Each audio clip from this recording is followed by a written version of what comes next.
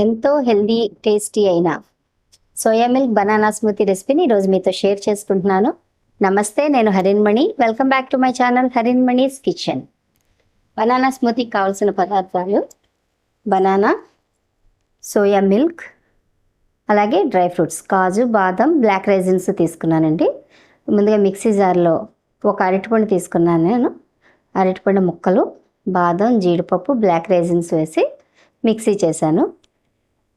ఇప్పుడు ఇందులో ఒక హాఫ్ గ్లాస్ వరకు పాలు పోసాను, సోయా పాలు. ఇవి నేను మీకు మొన్న వీడియో పెట్టాను కదా, అందులో నేను తయారు చేసుకున్నవి. ఇప్పుడు వీటిని ఒక గాజు గ్లాసులో వేసుకుని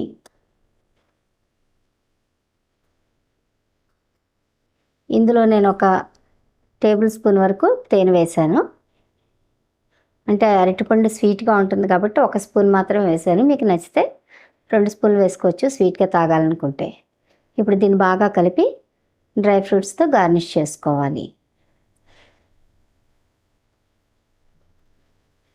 ఎంతో హెల్దీ అండ్ టేస్టీ అయిన సోయా మిల్క్ బనానా స్మూతీ రెసిపీని మీరు కూడా మీ ఇంట్లో ట్రై చేసి ఎలా ఉందో కామెంట్ చేయండి. నచ్చితే లైక్ చేయండి, అలాగే నా వీడియోని షేర్ చేయండి. మరిన్ని రుచికరమైన వంటల కోసం నా ఛానల్ని సబ్స్క్రైబ్ చేసుకుని నోటిఫికేషన్స్ ఆన్లో ఉంచుకోండి. Thanks for watching.